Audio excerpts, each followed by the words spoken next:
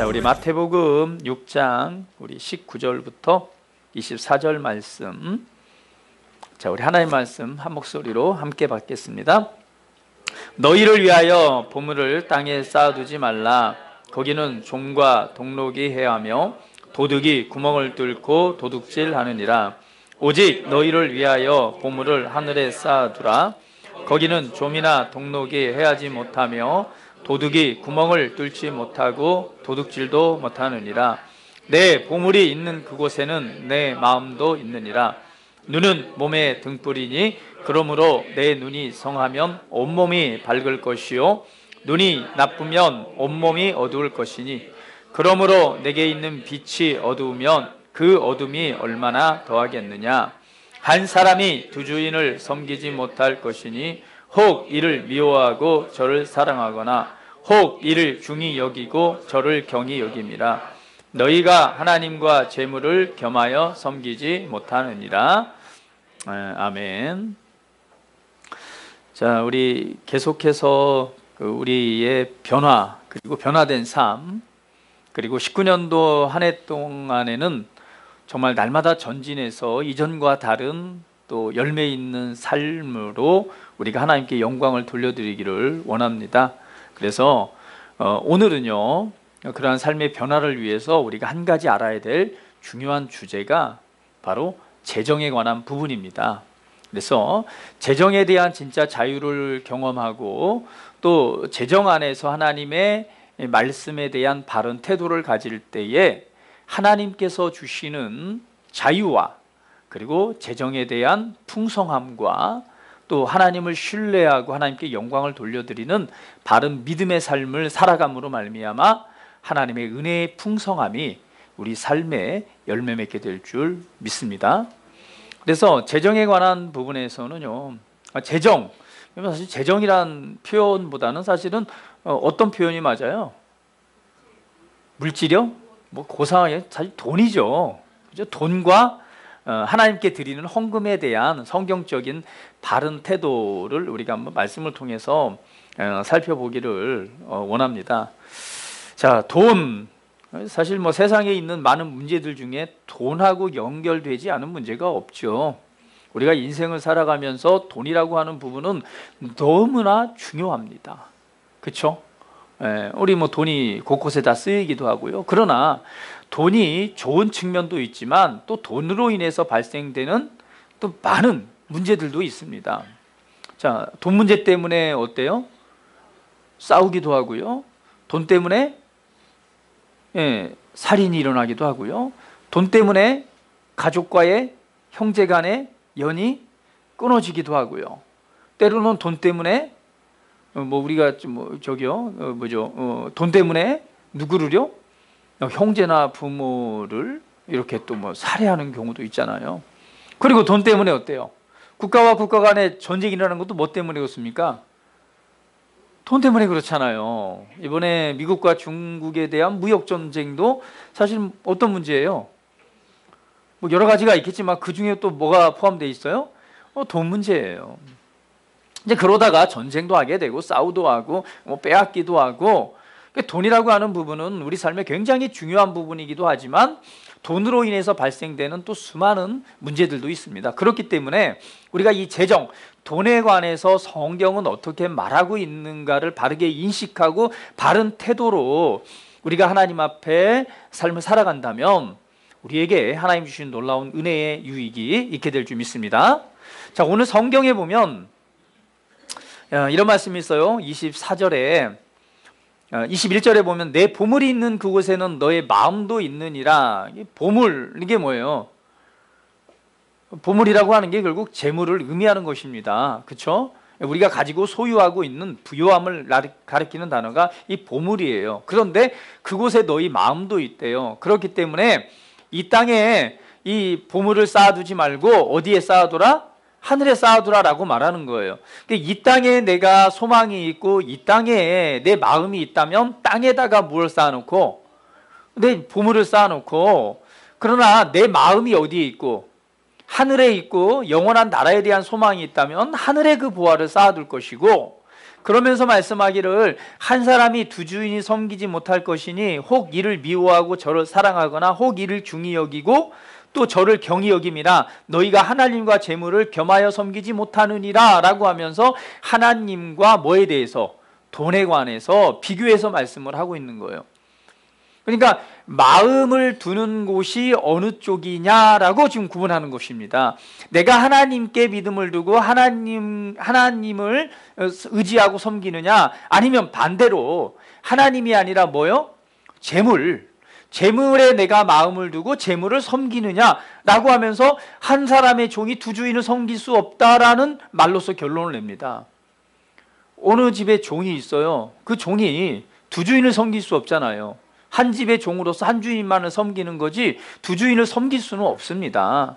이것처럼 하나님과 재물을 동시에 우리가 섬길 수는 없다. 동시에 그것을 의지하고 우리의 마음을 둘 수는 없다는 얘기예요.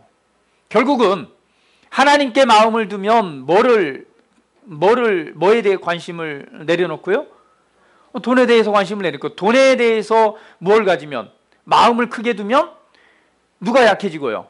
하나님에 대한 마음이 약해질 수밖에 없다는 거예요. 그래서 우리 안에는 이 두 가지 마음이 공존하고 있는데, 성경에는 이 재물에 관해서 무엇을 말하고 있는가?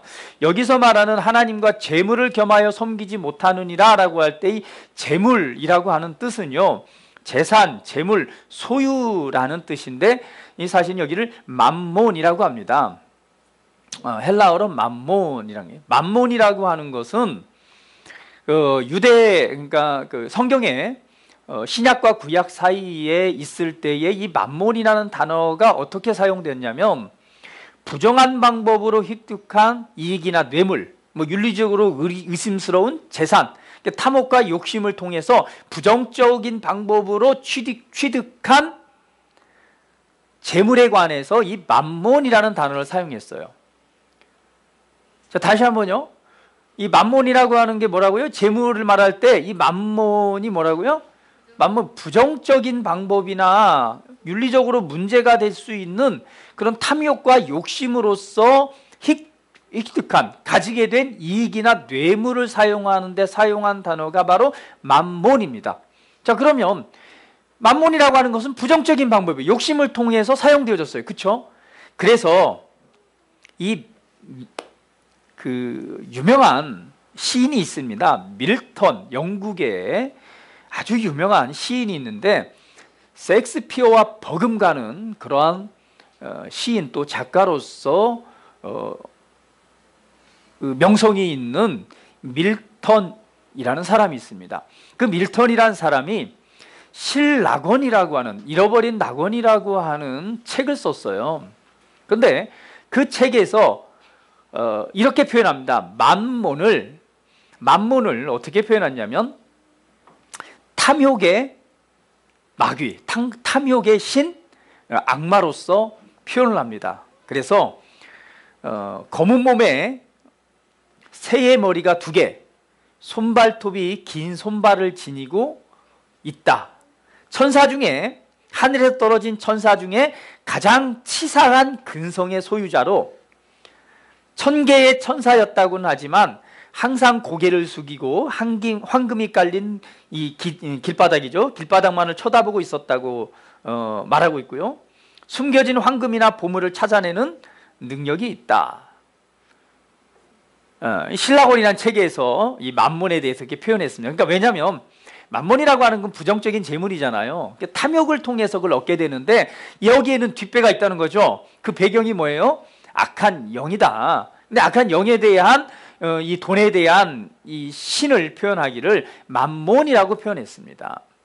그래서 가장 치사한 천사 중에, 타락한 천사 중에 가장 치사한, 어떤 천사요? 가장 치사한 그런 그 근성을 가지고 있는 소유자래요. 그래서 맘몬이 재물이라고 하는 것은 그 뒷배경에 뭐가 있다는 거예요?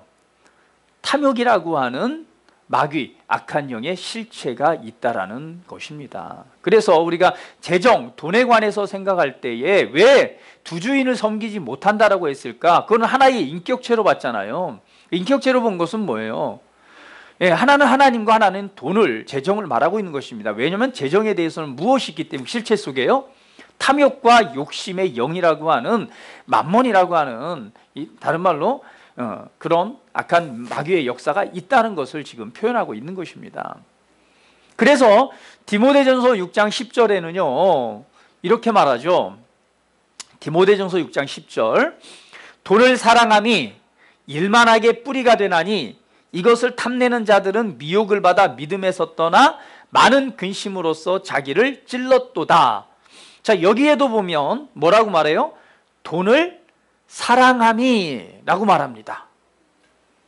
자, 돈이 얼마만큼 중요하냐? 우리가 하나님을 사랑하는 것보다 무엇을 사랑하는 거예요? 돈을 사랑하게 되는 거예요. 굉장히 중요한 이치에 올려놓고 있죠. 하나님과 반대되는 측면에서. 그래서 돈을 사랑함으로 말미암아 돈을 사랑하는 그것이 무엇이 1만 가지 악의 뿌리, 그 근원이 된다라고 말하고 있는 거예요. 디모데후서 3장 2절에는 또 이렇게 말합니다. 디모데후서 3장 2절 한번 성경 찾아볼까요? 디모데후서 3장 2절에 자, 이렇게 말씀합니다. 자, 찾았으면 같이 한번 읽어봅니다. 디모데후서 3장 2절 사람들이 자기를 사랑하며 돈을 사랑하며 자랑하며 교만하며 비방하며 부모를 거역하며 감사하지 아니하며 거룩하지 아니하며 사람들이 자기를 사랑하고 또 뭘 사랑한대요? 돈을 사랑한대요. 자, 이 돈이라고 하는 부분이 여러분 우리에게 굉장히 중요한 부분이기도 하지만 우리로 하여금 하나님을 사랑하는 것보다 무엇을 더 사랑하게 하는 거예요? 반대로 재물이라고 돈이라고 하는 것을 사랑하게끔 하는 그런 역할을 하는 것이 바로 돈이라는 거예요. 그래서 오늘 본문 성경에 너희가 하나님과 재물을 동시에 주인으로서 의지와 신뢰의 대상으로서 섬길 수 없다라고 말씀하고 있는 거예요. 그래서 히브리서 13장 5절에는 이렇게 말씀하죠. 자, 같이 한번 읽어보자. 히브리서 13장 5절. 자, 시작. 히브리서 13장 5절 말씀입니다. 자, 같이 읽어봅니다. 시작. 돈을 사랑하지 말고 있는 바를 족한 줄로 알라. 그가 친히 말씀하시기를 내가 결코 너희를 버리지 아니하고 너희를 떠나지 아니하리라 하셨느니라. 그래서 말합니다. 돈을 사랑하지 말라. 그리고 있는 바를 족한 줄로 알아. 그 다음에 말씀이 뭐예요? 그가 친히 말씀하실 내가 너를 결코 버리지 아니하고 너희를 떠나지 아니하리라 라고 말씀하는 거예요. 그러니까 주님께서 하시는 말씀은 야, 너 돈을 섬기지 마. 돈을 사랑하지 마. 오히려 누굴 사랑하라는 얘기예요? 그 모든 것의 주인이 되시는 하나님을 사랑하고 하나님을 신뢰하라. 그래서 오늘 본문 말씀에서도 뭐라고 말해요? 오늘 두 주인을 섬기지 말라라고 말하면서 25절에 그러므로 내가 너희에게 이르노니 목숨을 위하여 무엇을 먹을까 무엇을 마실까 몸을 위하여 무엇을 입을까 염려하지 말라. 근심하지 말라. 목숨이 음식보다 중하지 아니하며 몸의 의복보다 중하지 아니하냐. 그러면서 비유로 말씀하는 거야. 야, 공중에 나는 새를 봐라. 거두지도 않고 창고에 모아들이지도 않지만 하나님께서 기르시는데 너희들이 이 참새들보다 귀하지 아니하냐. 그러면서 말하기를 의복을 위해서 걱정하거나 염려하지 마라. 들에 있는 백합화를 보라. 그가 어떻게 자라나는가 생각해보라. 수고도 아니하고 길쌈도 하지 않은데 내가 너희에게 말하는데 솔로몬이 입은 영광보다 들에 핀 이 백합화 이 꽃 하나만 못하다. 그러면서 말하기를 오늘 있다가 내일 아궁 위에 던져질 그 들풀도 하나님께서 이렇게 입히시거든. 하물며 너희일까 보냐 이 믿음이 적은 자들아 라고 말하는 거예요. 하나님께서 우리에게 있어야 될 모든 것을 아시고 하나님께서 돌보시고 하나님께서 공급해 주시고 하나님께서 채워주시고 하나님께서 모든 것 가운데 우리를 풍성케 하시는 능력이 있으신 그분이 우리 아버지가 되시는데 왜 그분을 의지하고 신뢰하지 않고 무엇을 더 사랑하느냐? 눈에 보이는 재물, 이 만몬을 쫓아가느냐? 그래서 성경은 말하는 거예요. 사람들이 돈을 사랑하게 되고 사람들이 돈을 사랑함으로 일만하게 뿌리가 되는데 말씀하는 거예요. 돈을 사랑하지 말라. 있는 바를 족한 줄로 알아. 그 대신 누구를 의지하라는 거예요?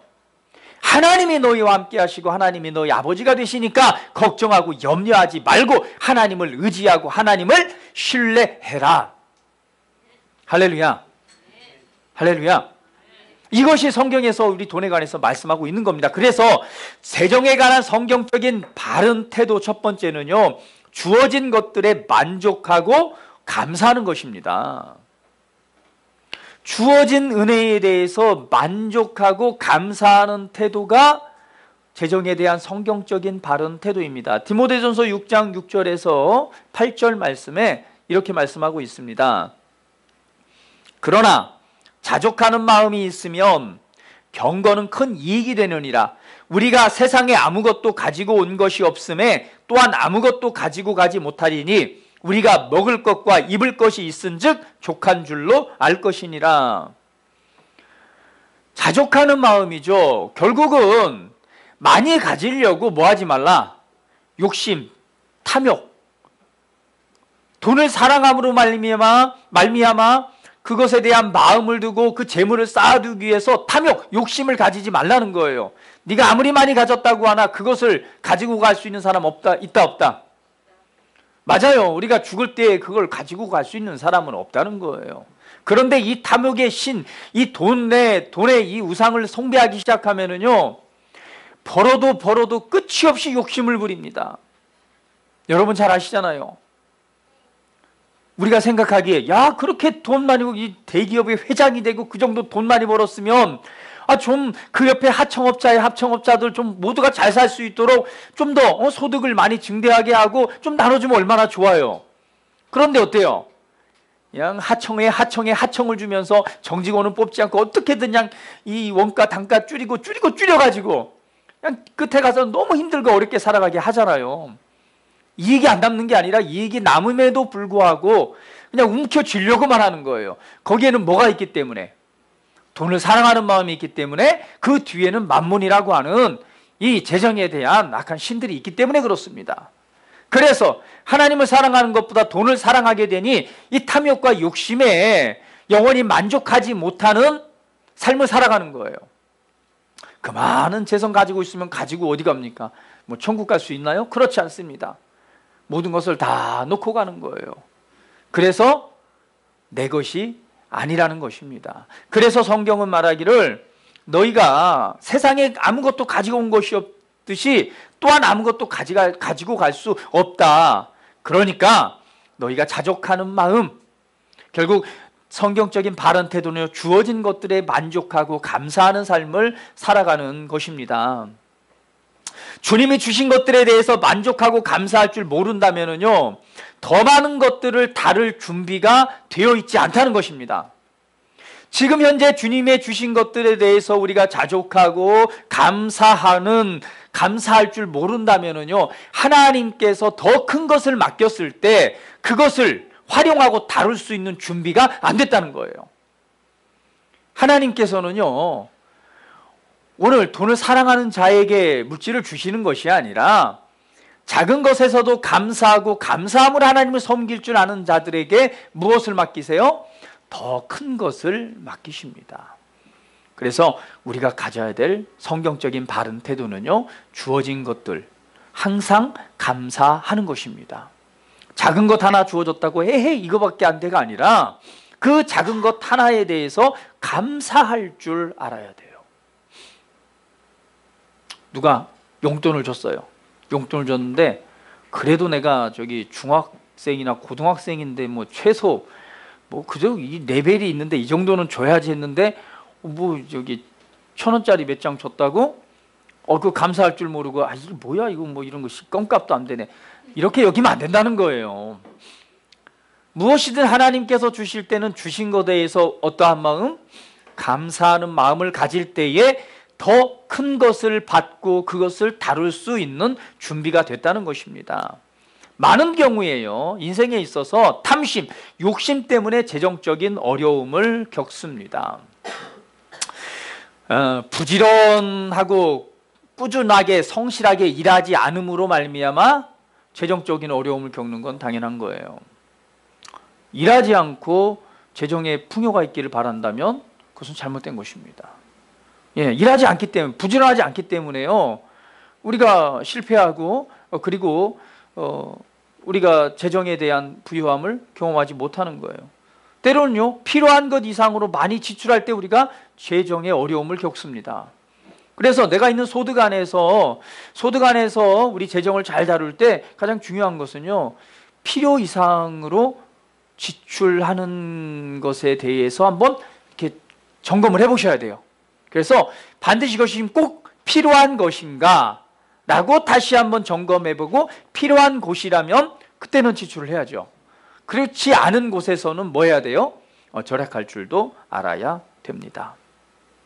그래서 오늘 우리가 이 성경적인 첫 번째 바른 태도는요, 주어진 것들에 만족하고 감사하는 삶을 살아가는 것입니다. 두 번째로 재정에 대한 성경적인 바른 태도는요, 돈이 내 것이 아니라는 사고방식을 갖는 것입니다. 내 것이 아닙니다. 우리 같이 한번 따라 봅니다. 자, 돈은, 재물은 내 것이 아닙니다. 내가 지금 집을 가지고 있다고 그 집이 내 것이 아닌 거예요. 내 통장에 뭐 돈이 있다고, 내 소유에 지금 내가 열심히 수고해서 돈을 받았다고 그 내 것이 아니에요. 성경에서 말하고 있는 성경적인 재정에 대한 바른 태도는요, 우리가 돈을 섬기지 않고 하나님을 사랑하는 삶의 바른 태도는요, 돈은 내 것이 아니라는 사고방식입니다. 그래서 돈에 집착하지 말고 이런 우리 고백이 돼야 돼요. 나는 하나님께서 나에게 맡기신 것에 청지기이다. 여러분, 청지기가 뭔지 아세요? 청지기는요, 관리하는 자예요.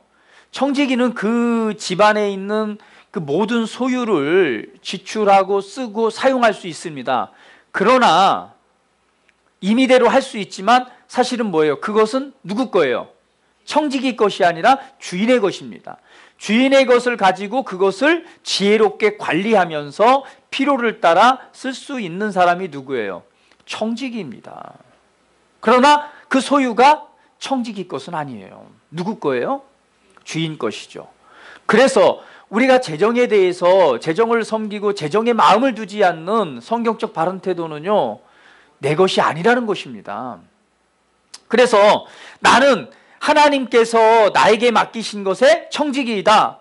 하나님께서 나에게 이런 재능, 돈을 벌 수 있는 재능과 능력을 복으로 주셨고, 하나님께서 내가 일할 수 있는 직장도 내게 주셨고, 할렐루야.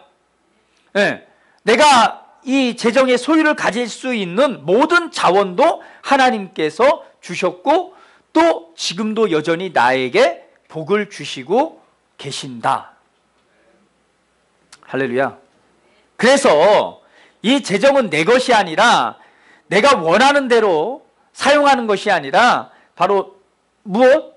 주인의 의도와 마음을 가지고 사용하는 나는 청지기이다 라고 하는 마음의 자세를 가져야 됩니다. 자, 이 말은, 청지기란 말은 무슨 말이에요? 청지기의 태도라고 하는 것은요, 내 것이 아니고 주인 것이에요. 그런 말은, 그 의미는 무엇이냐면, 내가 지금 수고하고 일을 하고 이 소유를 얻지만 사실은 그 공급의 원천이 누구라는 것입니까? 공급의 원천이 있다는 거죠. 바로 주인으로부터 오는 거예요. 그게 누구예요? 하나님이 나의 공급의 원천이라는 믿음의 고백입니다. 그래서 재정은 내 것이 아니라, 내가 소유하고 있지만 내 것이 아니라 누가 공급해 주는 거예요? 하나님께서 공급해 주시는 거예요. 내게 일할 수 있는 직장을 주고, 때로는 내가 일할 수 있는 내 능력과 내 손재주와 때로는 뭐예요? 돈을 벌써 손을 알 수 있는 능력을 주신 것, 내게 지혜를 주신 것, 그리고 그러한 직장을 주신 것, 그것을 공급해 주신 것이 바로 누구라는 거예요? 하나님이시라는 거예요. 이것이 재정에 대한 바른 태도입니다. 여러분, 성경에 보면은요, 아브라함이 있습니다. 아브라함은요, 하나님께서 이미 아브라함을 축복하셨습니다. 따라해봅니다. 아브라함의 복이 나의 복입니다. 왜? 우리는 아브라함의 이 자손이기 때문에 또 아브라함의 기업을 유업으로 받았죠. 상속자잖아요. 하나님이 아브라함을 축복하셨어요. 그래서 아브라함은요, 하나님께서 주신 축복을 받은 자이기 때문에 하나님이 나의 공급의 원천이라고 하는 바른 믿음을 가지고 살았던 사람이 바로 아브라함입니다. 그 대표적인 사건이 있었습니다. 아브라함이 누구와 함께 동행을 했죠? 누구와 함께? 그쵸, 롯과 함께 동행을 했어요. 그런데 아브라함이 축복되다 보니까 이 소유가 많아집니다. 그래서 아브라함의 종들과 조카 롯의 종들이요, 서로 소유가 많아지니까 양들이 많아지잖아요. 양들이 많아지고 키우는 동물들도 많아지다 보니까 종들이 뭐 하냐면 싸우는 거예요. 그 지역을 놓고 다툼이 일어나니까 아브라함이 이렇게 말합니다. 야, 우리가 이렇게 이 복이 돼서 소유가 많아지니까 종들이 다투니까 야, 롯에게 말합니다. 롯, 자, 네가 먼저 네가 좋은 곳을 선택해라. 네가 좌하면 나는 우하고, 네가 우하면 나는 이쪽으로 가겠다. 네가 먼저 좋은 쪽을 선택해서 가라라고 말하는 거예요. 여러분 보세요. 그 당시에는 이제 목축업이잖아요. 그러면 내 소유가 증가하고 복이 되려면 어떤 땅을 선택해야 됩니까? 땅이라고 하는 게 굉장히 중요하잖아요. 물과 무엇이? 식물이 풍성해서 그 땅을 선택해야지만이 뭐 할 수 있어요? 더 증가되고 부여할 수 있는 거예요. 그래서 아브라함의 입장에서 사실은 뭐예요? 야, 내가 그래도 너보다는 내가 저 윗사람이니까 내가 먼저 좋은 거 선택할 테니까 너는 네가 원하는 대로 가라고 해야 되는 것이 맞습니다. 그런데 아브라함은 그렇게 말하지 않았어요. 야, 롯, 네가 먼저 좋은 곳을 선택해. 네가 선택하면 나는 너하고 부딪히지 않는 반대쪽으로 갈게. 그래서 롯이 눈을 들어서 사방을 쳐다봤더니요, 어느 땅이 보이냐면 소돔의 땅이 보이는 거예요. 그 소돔 땅을 바라보니까 야, 이 땅은 정말 기가 막힌 거예요. 에덴 동산 같아요. 하나님이 지으신 에덴 동산과 같고 물과 푸르름이 넘쳐나는데 기가 막힌 땅이에요. 그래서 롯이 말합니다. 야, 내가 이 땅을 선택하겠습니다. 그래서 롯은 어디로 갔어요? 정말 낙원처럼 에덴 동산처럼 좋은 땅을 선택해서 갔어요. 반대로 그러면 아브라함은 어느 땅을 향해 갔어요? 롯으로부터 선택받지 못했던 낙원과는 반대된 땅을 향해서 갔다는 거예요. 그런데 여러분 기억하십시오. 그렇게 아브라함이 반대된 땅을 선택해서 갈 수 있었던 그 아브라함의 믿음은 무엇이었습니까?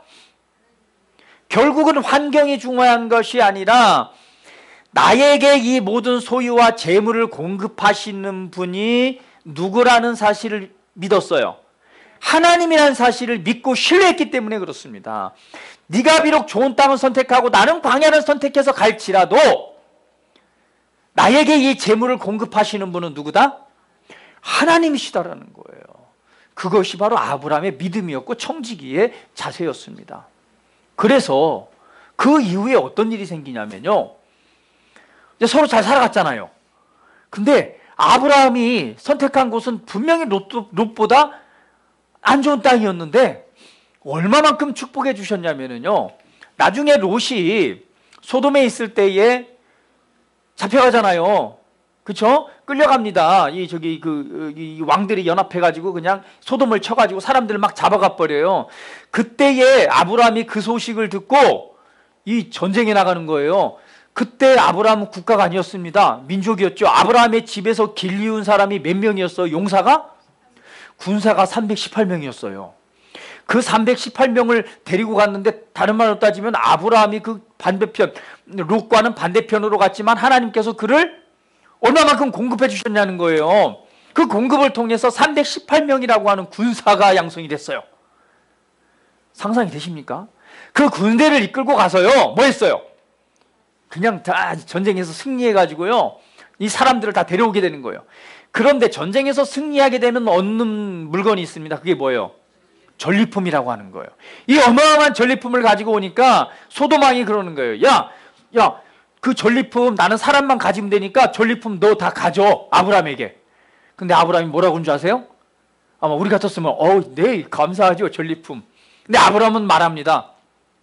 나의 축복은 하나님께로부터 온 거지, 소돔아, 네가 이거 전리품 가지라고 해서 내가 이것으로 복을 얻었다라고 난 말하고 싶지 않아. 그러니까 난 전리품 필요 없어. 전리품 너 다 가져가. 그걸 거절했어요. 아브라함의 믿음은 뭐였습니까? 나의 공급자는 누구라는 거예요? 하나님이시라는 거예요. 이것을 정확한 믿음을 가지고 살았던 사람이 바로 아브라함이었습니다. 우리가 재정에 대해서 가져야 될 바른 태도입니다. 우리 학생들이요, 용돈을 받았다고요? 물론 부모님들이 공급을 해주시면 사실은 이 공급자가 누구예요? 첫 번째는 부모님이에요. 그러니까 부모님께 잘해야 돼요. 자, 그런데 또 나를 이 부모님을 통해서 공급해 주시는 분이 누구세요? 하나님이시라는 거예요. 우리 강성환이가 요즘 알바를 하죠. 떡볶이집에서. 자, 떡볶이집에 들어가기를 원했어요. 정말 떡볶이 알바를 해보고 싶어 했는데, 떡볶이집에 취직된 것 내가 잘해서 된 거예요? 아니면 하나님께서 공급해 주셨기 때문에 된 거예요? 맞아요. 하나님께서 공급해 주셨기 때문에 거기에 일할 수 있었던 것입니다. 거기에서 근데요, 쫓겨날 수도 있어요. 일 못한다고. 그런데 아주 김밥을 기가 막히게 썬대요. 그 사장님이 잘 만대요. 자, 일할 수 있는 손에 능력을 주신 것도 누구예요? 하나님이시라는 거예요. 이것이 우리가 가져야 될 바른 태도입니다. 그러면 하나님께서 우리의 공급자가 되시는 거예요. 아브라함의 태도였고, 다윗은 말합니다. 다윗이 이제 모든 전쟁을 끝나고 나서 성전을 이제 건축하려고 하잖아요. 성전을 건축하기 위해서 이 다윗이 하나님께 드린 헌금이 있습니다. 그 헌금 양이 얼마나 되는 줄 아세요? 황금이 110톤이고요. 은이 260톤이에요. 감이 안 오시죠? 육간사님이 산수 잘하니까. 황금이 110톤이면은요, 얼마예요? 시가로. 지금 시가로 따지면. 따져보세요, 한번. 3.75g에 요즘 얼마예요? 그죠? 20만원, 3.75g에 20만원 정도예요. 다니엘이 머리가 똑똑하니까 금방 계산하려나? 자, 110톤과 200, 어마어마한 금액입니다. 그런데 다윗이 뭐라고 고백하냐면 이렇게 말합니다. 모든 물질이 다 주의 손에서 왔사오니 다 주님의 것입니다. 그러므로 나는 기쁨으로 하나님께 이것을 하나님께 기쁨으로 드립니다. 라는 게 다윗의 고백이었어요. 다윗이 어마어마한 재산을 가지고 있었고 어마어마한 재산을 또 하나님께 드리지만 다윗의 이 태도를 보세요. 이것은 내 것이 아닙니다. 모든 것이 주님께서 내게 주셨고 주님의 것입니다. 그러므로 나는 주님께 기쁨으로 돌려드립니다. 이것이요, 하나님을 전적으로 신뢰하고 있는 믿음의 사람들의 고백입니다. 그래서 재정에 관해서 우리가 바른 태도를 우리가 본받아야 돼요. 다시 한번 때려봅니다. 내 것이 아닙니다. 나는 청지기입니다. 할렐루야. 나는 맡은 자일 뿐이에요. 청지기입니다. 그래서 우리가 하나님 앞에서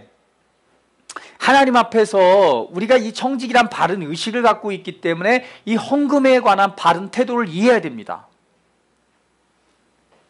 헌금이 왜 중요하느냐?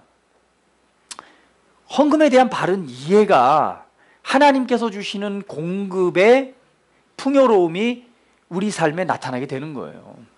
여러분 보세요. 구약 성경에 보면 하나님께서 제물을 받으십니다. 그렇죠? 제사를 드리잖아요. 감사제부터 시작해서 기타 모든 제사들이 있습니다. 하나님께 드리는 예수 그리스도의 모형으로 드려진 것도 있지만 늘 삶에서 또 주시는 감사와 은혜를 따라서 제물로 제사를 드리는 이런 이러한 일들이 구약 성경에 나타났던 모습들이에요. 때로는 곡식으로, 때로는 양으로, 염소로 또는 소로 드립니다. 여러분 보세요. 자, 소 한 마리를 가져와 가지고 그냥 소를 갖다가 딱 번제물로 해가지고 태워서 드려요. 자, 그러면은 이거 하나님이 소 갖다가 어디다 쓰겠어요? 그쵸? 다 태워서 없어지는 거. 그래요, 안 그래요? 그런데 하나님께서 그것을 요구하세요. 제사를 드리라고. 헌금도 마찬가지입니다. 여러분, 하나님이 돈이 필요하신가요? 돈은요 우리가 필요한 거지 하나님은 필요하지 않으세요. 만물이 다 주님의 것인데 뭔 돈이 필요하겠습니까? 그런데 성경에서 보면은 요구하세요. 드릴 것을, 우리가 하나님께 드릴 것을 요구합니다. 재물을 드릴 것을 요구하세요. 여러분 아십시오. 헌금을 드리는 가장 중요한 이유가 있습니다.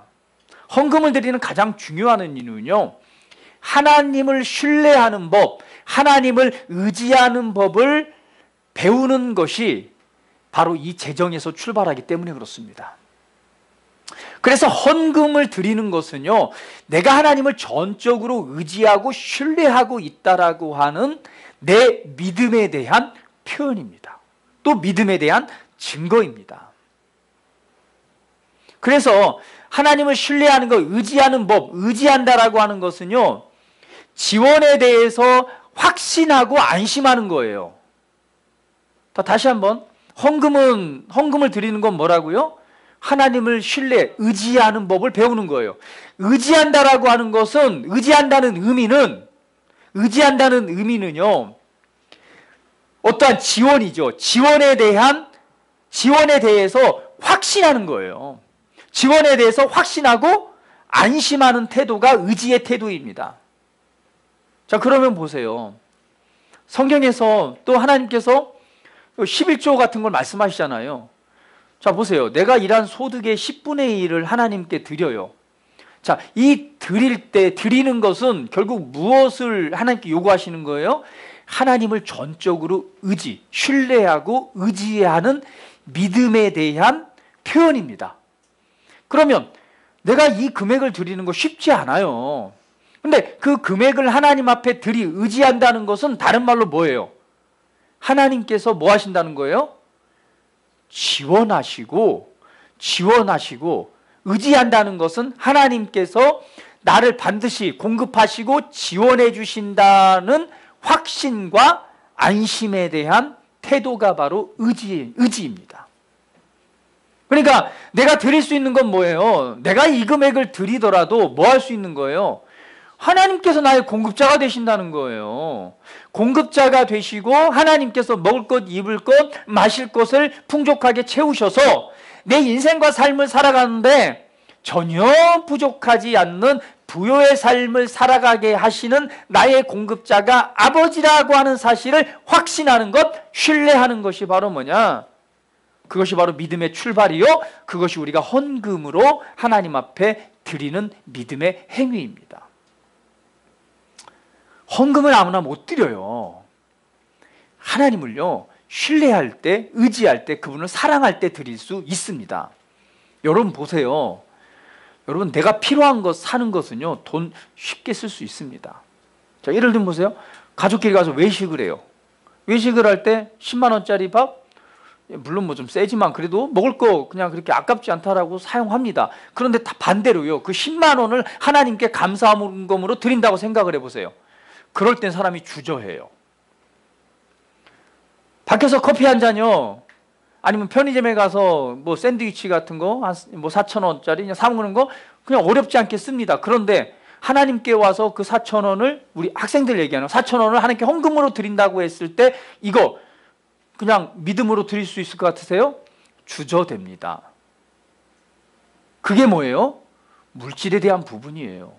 그래서요, 헌금은요, 하나님을 신뢰하는 법을 배우는 믿음의 출발입니다. 그러니까 뭐예요? 하나님께 내 인생과 나의 공급에 대한 것을 맡길 수 있느냐 없느냐예요. 왜? 내가 이 금액을 드리고도 하나님께서 나를 먹이시고 공급해 주실 수 있을까? 그거에 대한 확신이 있다면 기쁨으로 드릴 수 있어요.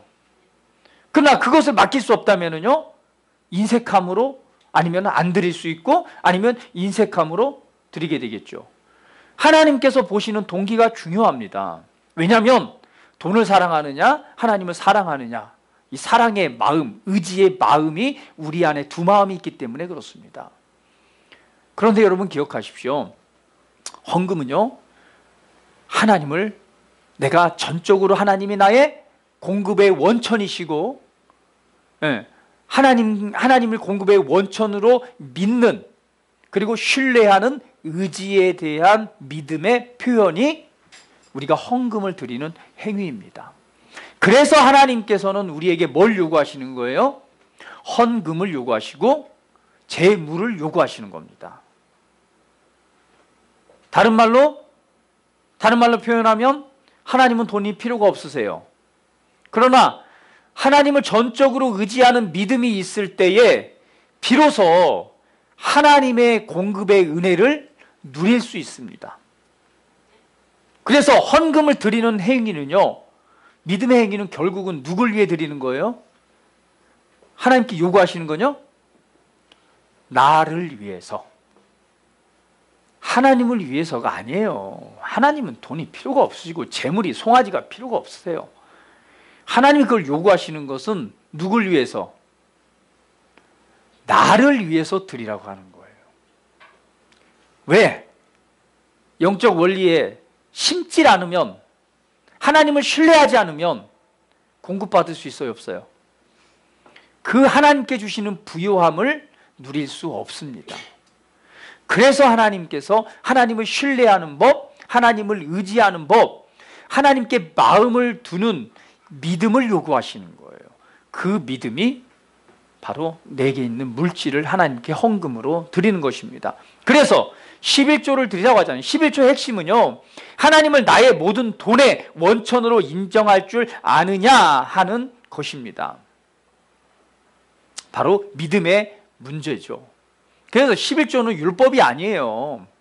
율법과 의무감에 드리거나 때로는 11조 안 드리면 저주를 받는다고 뭐 이렇게 하는데, 아니, 율법이 아닙니다. 11조는요, 율법이 있기 전, 이미 400년 전에 하나님을 의지하고 신뢰함으로 드렸던 것이 바로 11조입니다.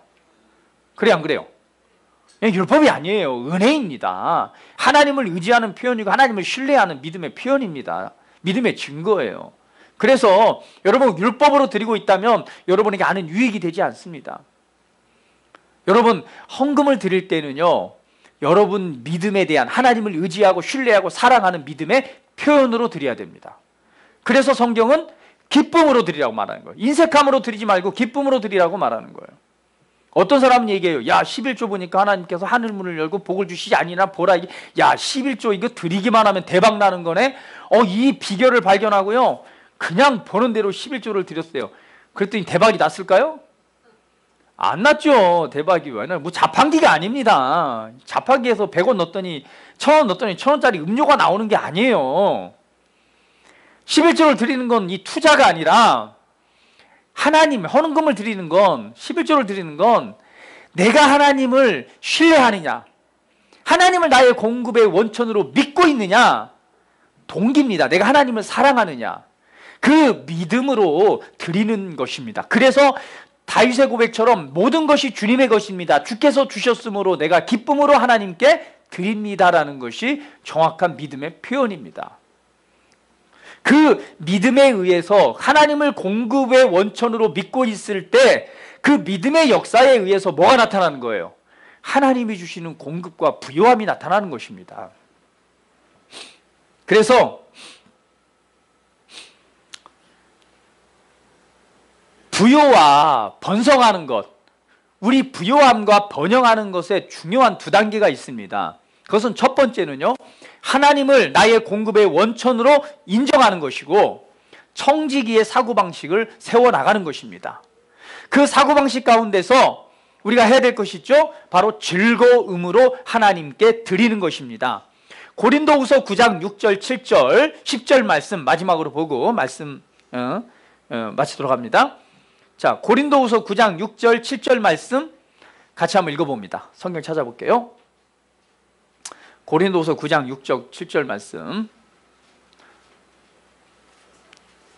이 재정에 관해서 여러분이 바른 태도를 가지고 하나님 앞에 믿음을 드릴 때에 하나님이 주시는, 공급하시는 부요함을 경험할 수 있고요, 여러분 삶에 있어서 전혀 부족하지 않는 하나님이 채워주시는 은혜의 삶, 부요함의 삶을 살아갈 수 있습니다. 그래서 재정에 대해서는 알아야 돼요. 그리고 믿음을 가져야 됩니다. 자, 헌금의 우리 고린도후서 9장 6절 7절 말씀 같이 한번 읽어봅니다. 시작. 이것이 곧 적게 심는 자는 적게 거두고 많이 심는 자는 많이 거둔다 하는 말이로다. 각각 그 마음에 정한 대로 할 것이요 인색함이나 억지로 하지 말지니 하나님은 즐겨내는 자를 사랑하시느니라. 그래서 적게 심는 자는 적게 거두고 많이 심는 자는 많이 거둔다 함이로다 라고 말씀하는 거예요. 자, 농사 씨앗을 심으면 반드시 뭐예요? 거두게 되어 있습니다. 심는 원리예요. 하나님께서 우리에게 물질을 요구하시는 것은 심으라는 것입니다. 씨앗을 심을 때 무엇으로 돌려받아요? 예, 그 열매로 돌려받습니다. 성경 예수님 말씀하여 주라! 주라! 그리하면 흔들어, 눌러, 차고 넘치도록 채워주고 안겨주시겠다. 왜 먼저 주라고 했을까요? 줄 때에, 심을 때에 뭐가 나타나는 거예요? 심을 때에 그 열매가 나타나는 것이 하나님 나라의 믿음의 원리이기 때문에 그렇습니다. 그래서 주는 자가 복되다고 말하고 주라고 말씀하고 있는 거예요. 그래서 기쁨으로, 인색함으로 이 헌금 드리지 마세요. 율법으로 드리지 마세요. 무엇을 드리든 기쁨으로 드리시고 하나님을 믿고 신뢰하고 하나님의 나의 공급자가 되신다는, 내 삶의 모든 것을 채우시고 안기시는 나의 공급자가 되신다라고 하는 믿음 안에서 드리십시오. 그래서 다시 한 번 말씀입니다. 자녀들 헌금 부모님이 드리지 마세요. 왜 자녀들의 믿음을 훼손하는 일을 합니까? 드리지 마세요. 자녀들이 직접 드리게 하세요. 주더라도 자녀들이 믿음을 가지고 이 헌금에 넣어서 하나님께 드리도록, 마음을 드릴 수 있도록 기회를 주셔야 됩니다. 그거는 자녀들이 드린 게 아니라 여러분이 드린 헌금이에요. 그래서 헌금은요, 얼마가 됐건 자녀는 자녀가 직접 내가 하나님께 드리는 믿음으로 드릴 수 있도록, 자녀들이 드릴 수 있도록 해주세요. 믿음에 대해서 신뢰하는 법을 가르쳐야 됩니다. 그것이 자녀가 정말 하나님 앞에서 부요함의 삶을 살아가는 비결입니다. 어릴 때부터 하나님을 의지하고 신뢰하는 법을 배워야 돼요. 그래서 적게 심으면 적게 거두고 많게 심으면 많게 거두어요. 그것이 하나님 나라의 원리입니다. 그래서 기쁨으로 드리되, 고린도후서 9장 10절을 말씀합니다. 심는 자에게 씨와 먹을 양식을 주시는 이가 너희 심을 것을 주사 풍성하게 하시고 너희 의의 열매를 더하게 하시리라. 헌금은 하나님께서 우리에게 더 좋은 것을 주시기 위한 믿음의 요구입니다. 재정에 관해서 우리가 하나님을 섬기는, 사랑하느냐, 재물을 사랑하느냐, 네, 이 두 가지 마음 가운데서 우리가 갈등하고 있다면 우리는 바른 믿음의 선택을 해야 됩니다. 하나님을 전적으로 의지하고 신뢰하십시오. 그러한 믿음으로 하나님을 신뢰하고 믿고 있다는 믿음의 표현이 바로 헌금을 드리는 것이고, 그 헌금을 하나님께서 요구하시는 것은 무엇 때문에? 예, 우리의 믿음을 요구하시는 것이고 우리에게 더 좋은 것을 주시기 위한 하나님의 믿음의 요구라는 사실을 여러분 바르게 인식하시고 삶 가운데서 전적으로 하나님을 의지하고 신뢰하십시오. 할렐루야. 염려하지 마세요. 걱정하고 근심하지 마세요. 내가 하나님 앞에 믿음으로 이렇게 드렸다고 해서 내가 굶어 죽지 않습니다. 왜냐하면 하나님께서 뭐 하시니까, 이 사람들아 염려하고 걱정하지 마. 저기 공중에서 들풀을 봐. 내가 다 먹이고 입히는데 너희 하느님이여 너희일까 보냐. 너희는 먼저 그의 나라와 그의 의를 구하라 라고 오늘 본문 말씀에 말씀하고 있는 거예요. 하나님을 구하시고 하나님을 의지하시고 하나님의 나라를 구하십시오. 이것이 하나님께서 공급해 주시는 부유와 풍성한 삶을 살아가는 비결입니다. 전적으로 하나님을 의지하십시오. 신뢰하십시오. 그리고 믿음을 증거로 하나님 앞에 표현하십시오. 그러면 하나님이 약속하신 대로 우리에게 주시는 놀라운 호의와 은혜가 함께할 것입니다. 우리 이 한 해 동안에 재정과 헌금에 대한 바른 태도를 마음에 새기시고 그러한 믿음으로 계속 전진시켜 나간다면 이 19년 한 해 동안에도 정말 여러분 삶의 재정 가운데 하나님이 주시는 놀라운 또 풍요와 또 은혜와 은택이 또 열매 맺게 될 줄 믿습니다. 우리 함께 기도드리겠습니다.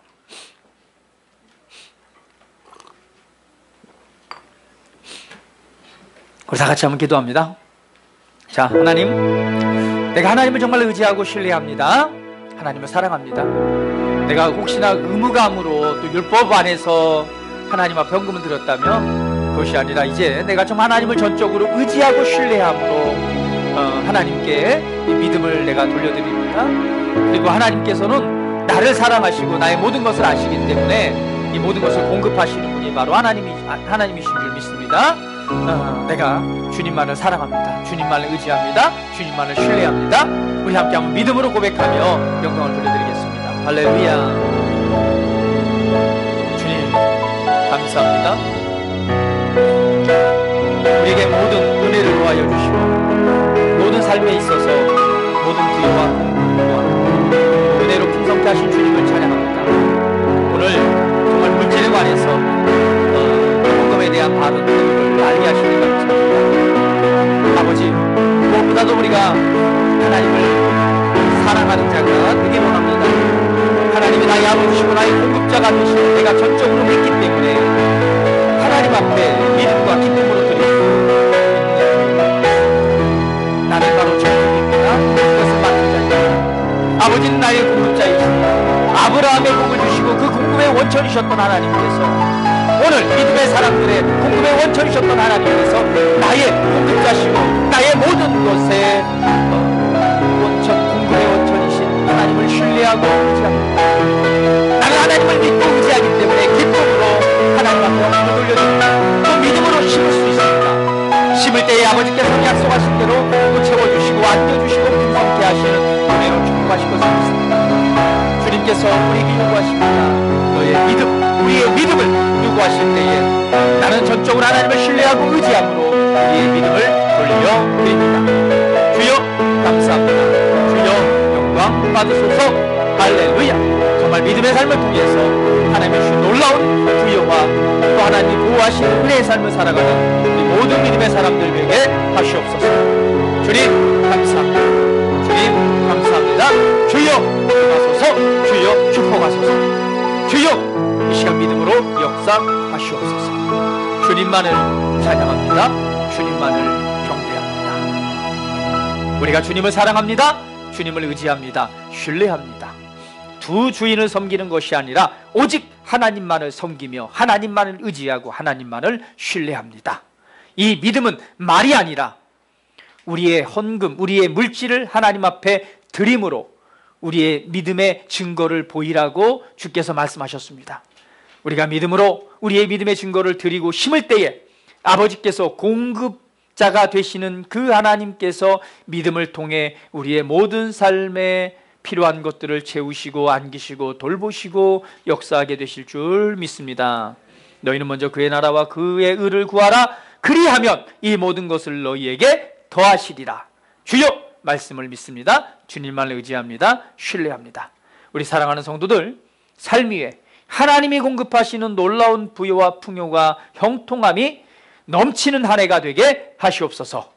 주여 감사합니다. 영광 받으시옵소서. 예수님의 이름으로 기도드립니다. 아멘.